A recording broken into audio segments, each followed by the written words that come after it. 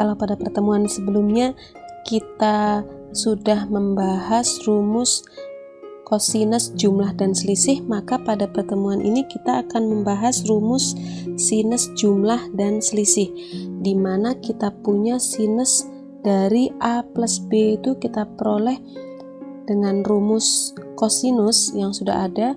Kita peroleh sin A plus B itu adalah sin A cos B ditambah cos A sin B. Sedangkan sin A min B kita peroleh sin A cos B dikurangi cos A sin B. Untuk pembuktiannya bisa dilihat di video terpisah. Kali ini kita akan mencoba menyelesaikan soal dengan menggunakan kedua rumus ini.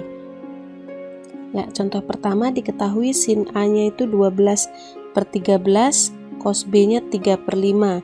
A itu tumpul, B itu lancip. Ini harus diperhatikan, tumpul dan lancip, karena tumpul dan lancip menentukan posisi kuadran. Jadi kita lihat yang sin A dulu, di situ 12/13. Ini saya gambar segitiga untuk A, di mana sin itu depan dibagi miring, berarti di depan A itu nanti ada 12, 13-nya ada di miring. Dengan Pitagoras kita punya di sini 5. Karena ini tumpul, maka A ini berada di kuadran 2.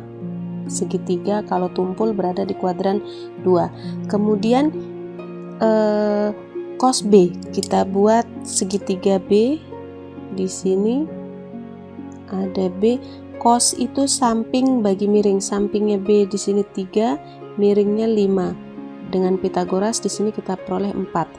Di situ B itu lancip, berarti dia berada di kuadran 1. Untuk tanda di sini semuanya plus dulu, nanti ketika memasukkan baru kita gunakan tanda seandainya ada tanda minusnya. Nah, di situ yang ditanya adalah sin A min B.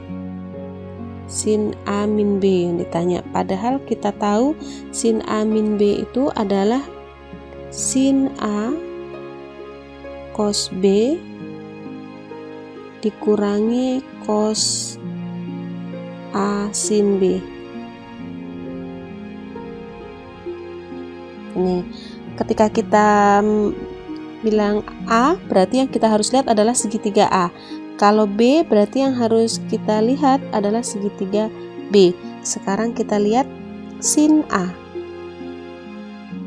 Letaknya dulu di kuadran 2, sinnya bernilai positif.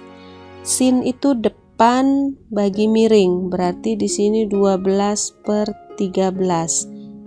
Kemudian cos B, samping bagi miring, berarti di sini 3/5. Dikurangi dengan cos A. Cos di kuadran 2 itu minus, cos itu samping bagi miring, berarti 5/13. Sin B, kuadran 1, sin depan bagi miring, berarti 4/5. Ini angka-angkanya sudah kita masukkan, sekarang tinggal kita selesaikan. Berarti di sini 36/65. Terus ini dikurangi, ini kalikan 20, ada tanda minusnya di sini, min 20/65. Nah, ini minus ketemu minus. Berarti di sini 36/65 ditambah 20/65 sama dengan 56/65. Berarti jawabannya yang E. Ya, nomor 2.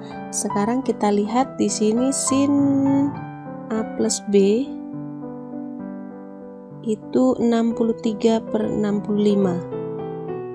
Padahal kita tahu sin A plus B itu adalah sin A cos B, di sini plus berarti plus juga cos A sin B. Ini adalah 63/65. Nah, diketahui sin A cos B nya 15/65, berarti ini saya masukkan 15/65 ditambah cos A sin B sama dengan 63/65.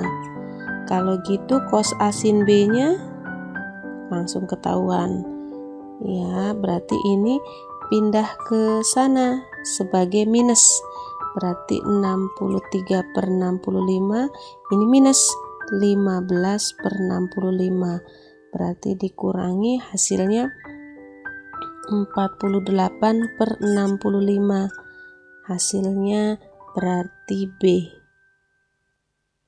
Sekarang ke nomor 3.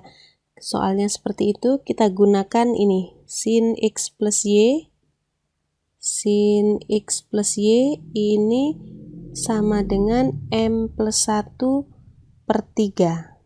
Kita tahu sin X plus Y itu sin X cos Y, sini plus berarti sini plus cos X sin Y, ini hasilnya M plus 1/3. Nah, di sini sin X cos Y, sin X cos Y saya ganti dengan N plus 1 dari sini. Ditambah cos X sin Y sama dengan M plus 1/3. Nah, di sini berarti cos X sin Y saya peroleh ini pindah ke kanan sebagai minus, M plus 1/3 dikurangi N plus 1. Kita samakan penyebut, saya kalikan 3 di sini. Nah, sini juga saya kalikan 3. Seperti ini, jadi sama penyebutnya.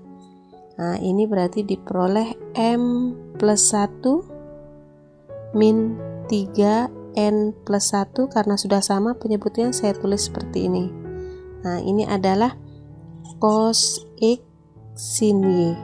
Padahal yang ditanya adalah 3 cos X sin Y. Berarti 3 cos X sin Y ini saya kalikan 3. Sama aja, yang di bawah ini hilang, saya kalikan 3. M plus 1 ini saya kalikan 3 min 3N min 3.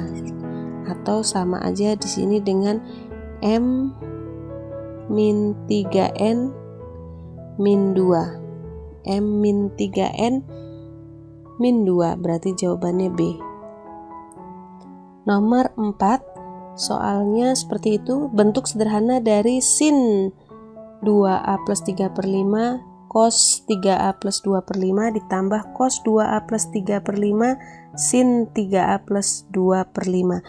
Ini saya misalkan alfa, ini beta. Karena ini sama dengan atasnya, berarti ini juga alfa. Berarti yang ini juga sama dengan yang atas ini, berarti ini juga beta. Sekarang terlihat polanya, berarti sin alfa cos beta ditambah cos alfa sin beta. Ini yang ditanya, bentuk sederhana dari ini.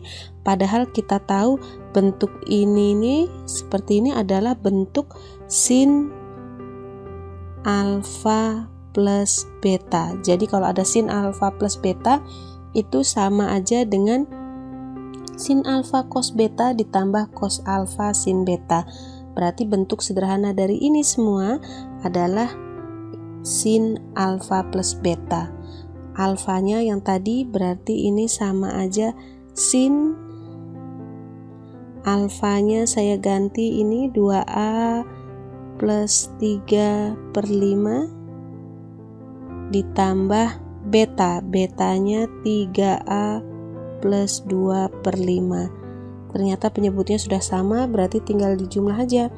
Sin A dengan A dijumlah, berarti 5A plus 5/5. Ini sama aja dengan sin masing-masing dibagi 5, berarti A plus 1. Ini diperoleh dari nih, seperti ini. Berarti sin A plus 1, berarti jawabannya D. Nomor 5, kita akan mencari sin 285. 285 itu bukan sudut istimewa, maka kita akan mengubah 285 menjadi kombinasi dari sudut-sudut istimewa. Boleh penjumlahan, contoh 180 ditambah 105, itu hasilnya 285. Nah, boleh 135 ditambah 150. Di sini saya akan menggunakan yang 135 tambah 150. Jadi sin 285 itu saya ubah jadi 135 ditambah 150. Hasilnya 285. Nah, ini adalah kombinasi dari penjumlahan. Kombinasi dari pengurangan juga boleh, silahkan dilakukan, nanti hasilnya pasti akan sama. Kalau tidak sama berarti terdapat kesalahan dalam perhitungan. Nah, di sini saya misalkan ini alfa, ini beta. Sin alfa plus beta berarti sin 135 sin alfa cos beta berarti 150. Di sini plus berarti plus. Cos alfa berarti cos 135 sin beta sin 150. Berarti seperti ini. Sin 135 ditambah 150 sama dengan sin 135 cos 150 ditambah cos 135 sin 150. 135 ini ada di kuadran kedua, nilai sinnya plus. Cos 150 ada di kuadran kedua, nilai cosnya min. Cos 135 ada di kuadran kedua, nilai cosnya min. Sin 150 ada di kuadran kedua, nilai sinnya plus. Kita masukkan sekarang. Kalau di kuadran pertama itu kita biasa menulisnya, tapi kalau di kuadran kedua itu 180 min, di kuadran ketiga itu 180 plus, di kuadran 4 itu 360 min. Maksudnya gimana? Nah, misal ini 135, berarti ada di kuadran kedua, berarti dia 180 min. Min berapa supaya jadi 135? Min 45. Oh, berarti dia nanti sin 45. Seperti itu. Kalau 150 berarti karena di kuadran kedua juga, berarti 180 dikurangi berapa supaya jadi 150? Dikurangi 30 ternyata. Oh, berarti nanti dia cos 30. Seperti itu. Sekarang kita hitung. Kalau 135 berarti 45 tadi ya, berarti di sini sin 45, di kuadran kedua tandanya plus, terus ini min, jangan lupa tandanya min. Kalau 150 tadi berarti 30, berarti cos 30 ditambah 135 tadi 45, jangan lupa minnya cos 45. Terus sin di sini 30 karena 150 kuadran 2. Sekarang kita masukkan nilainya. Sin 45 itu setengah akar 2, cos 30 itu setengah akar 3, ditambah cos 45 itu setengah akar 2, jangan lupa ada minusnya. Sin 30 itu setengah, kita kalikan setengah dengan setengah, seperempat ada minusnya. Akar 2 dikali akar 3 akar 6, terus dikurangi lagi, di sini seperempat akar 2. Kita keluarkan minus seperempatnya ya, kita keluarkan karena di sini ada minus seperempat, di sini juga ada minus seperempat. Kita keluarkan, di depan tinggal akar 6, di belakang tinggal minusnya udah keluar.